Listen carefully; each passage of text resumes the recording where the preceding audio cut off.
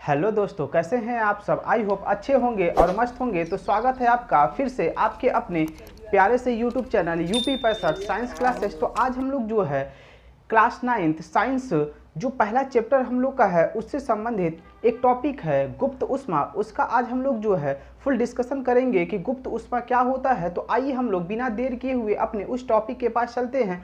अगर आप लोगों को इस वीडियो के माध्यम से कुछ भी जानने को या सीखने को मिलता है तो आप लोग इस वीडियो को अपने दोस्तों में ज़रूर शेयर करिएगा, साथ ही साथ चैनल को सब्सक्राइब करिएगा और बेल आइकन को भी ज़रूर दबाइएगा ताकि आप लोगों को हर वीडियो का नोटिफिकेशन मिलता रहे। तो आइए हम लोग चलते हैं उस प्यारे से टॉपिक के पास। तो हम लोग का आज का टॉपिक है गुप्त ऊष्मा, जिसको हम लोग इंग्लिश में हीट लेटेंट कहते हैं। ये क्या होता है, ये जो है क्लास 9th जो साइंस का पहला चैप्टर है उससे संबंधित टॉपिक है। तो सबसे पहले हम लोग गुप्त ऊष्मा को समझते हैं कि गुप्त ऊष्मा होता क्या है। मैंने यहाँ पे जो है इसकी परिभाषा लिख रखी हुई है, इसको पहले हम लोग पढ़ लेते हैं, उसके बाद इसको समझते हैं। तो मैंने परिभाषा लिखी हुई है, बिना अवस्था बदले कोई पदार्थ जितना ऊष्मा ग्रहण करता है उस ऊष्मा को ही गुप्त ऊष्मा कहते हैं। यहाँ पे कहने का मतलब है कि कोई पदार्थ है, उस पदार्थ में अगर उसकी अवस्था को बदलने से पहले जो ऊष्मा वो ग्रहण करती है उस ऊष्मा को ही हम लोग यहाँ पे क्या कहते हैं, गुप्त ऊष्मा। ठीक है, इसको समझने के लिए अगर हम कहें तो अगर यहाँ पे जैसे हम कहें कि इस पात्र में जो है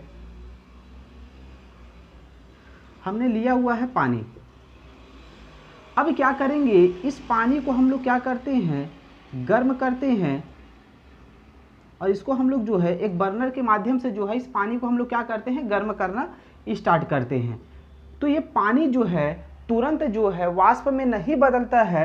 ये पहले क्या होता है, यहाँ से जो बर्नर के माध्यम से इसको गर्म किया जा रहा है तो ये धीरे धीरे क्या करता है, किसी ऊष्मा को क्या करता है, अवशोषित करता है। तो वो जो ऊष्मा को अवशोषित करता है ये जल, उसी अवशोषित ऊष्मा को ही हम लोग क्या कहते हैं, गुप्त ऊष्मा कहते हैं।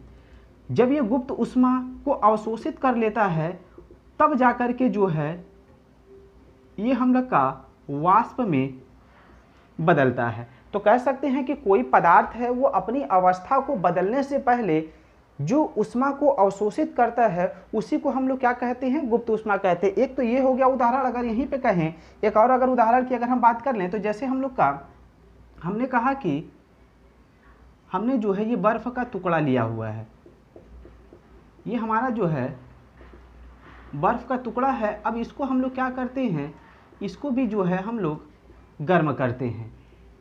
जब गर्म करते हैं तो ये बर्फ का टुकड़ा जो है तुरंत जो है पिघलना स्टार्ट नहीं होता। ये पहले क्या करता है, ऊष्मा को अवशोषित करता है और वो जो अवशोषित ऊष्मा होती है, वो जो अवशोषित ऊष्मा होती है उसी को हम लोग यहाँ पे क्या कहते हैं, गुप्त ऊष्मा कहते हैं। ठीक है, जैसे परिभाषा मैंने लिखा है, बिना अवस्था बदले कोई पदार्थ जितना ऊष्मा ग्रहण करता है उस पदार्थ को ही हम लोग गुप्त ऊष्मा कहते हैं। ठीक है, जैसे यहाँ पे द्रव था, अभी अवस्था को अपने नहीं बदल रहा है, पहले वो क्या कर रहा है, यहाँ से गर्म किया जा रहा है तो ऊष्मा को अवशोषित कर रहा है, तो उसी को हम लोग यहाँ पे गुप्त ऊष्मा कह रहे हैं। सेम यहाँ पे अगर कहें बर्फ है, बर्फ को जब हमने गर्म करना स्टार्ट किया तो वो तुरंत द्रव में नहीं बदलता है, पहले वो क्या करता है, ऊष्मा को अवशोषित करता है और अवशोषित करने के बाद फिर वो पिघलना स्टार्ट करता है। ठीक है, अब यहाँ पे अगर हम बात कर लें कि हम लोग का जो गुप्त ऊष्मा है वो कितने प्रकार का है, तो गुप्त ऊष्मा जो है हम लोग का दो प्रकार का होता है, एक द्रवण की ऊष्मा और एक हम लोग का वाष्पन की ऊष्मा। ठीक है, द्रवण का मतलब होता है कि जब किसी ठोस को हम लोग गर्म करते हैं तो वो हमारा जो है गैस में बदलना स्टार्ट हो जाए तो उसको द्रवण का कह लेंगे। वह नहीं, यहाँ पे द्रवण का मतलब कि वो कोई ठोस है, अगर उसको हम लोग गर्म करते हैं तो वो हम लोग का द्रव में बदलना स्टार्ट हो जाता है। और वाष्पन की बात कर लें तो कोई हम लोग का द्रव है, उसको जब हम लोग गर्म करना स्टार्ट करते हैं तो हमारा क्या है, गैस में परिवर्तित होने लगता है। ठीक है, तो पहले हम लोग जो है अगर फर्स्ट की अगर हम लोग बात कर लें कि पहला हम लोग का जो है द्रवण की ऊष्मा, अगर इसकी परिभाषा अगर हम लिखने की बात करें तो लिख सकते हैं, ठोस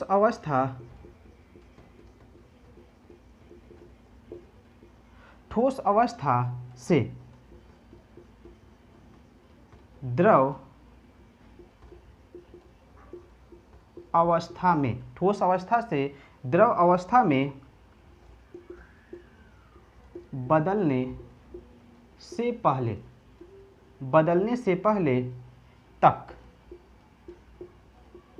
बदलने से पहले तक कोई पदार्थ जितना ऊष्मा ग्रहण करता है उसे द्रवण की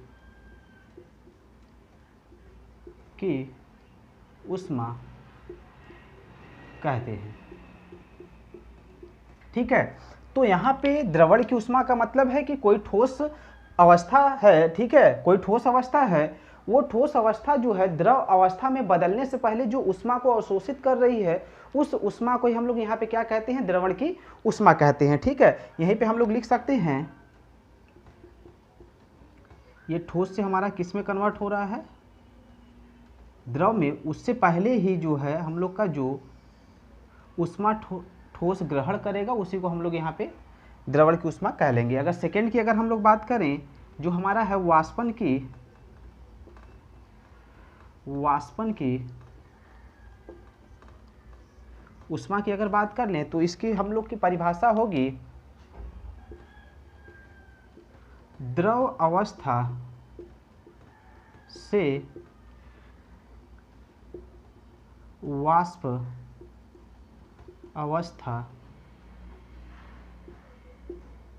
अवस्था में बदलने से पहले तक कोई पदार्थ जितना ऊष्मा ग्रहण करता है उसे वाष्पन की ऊष्मा कहते हैं। ठीक है, और इसको हम लोग लिख सकते हैं द्रव अवस्था से वाष्प अवस्था में बदलने से पहले। तो ये था हम लोग का गुप्त ऊष्मा और उसका प्रकार। अगर आप लोगों को इस वीडियो के माध्यम से कुछ भी जानने को और सीखने को मिला है तो आप लोग चैनल को जरूर सब्सक्राइब करिएगा और वीडियो को अपने दोस्तों में ज़रूर शेयर करिएगा।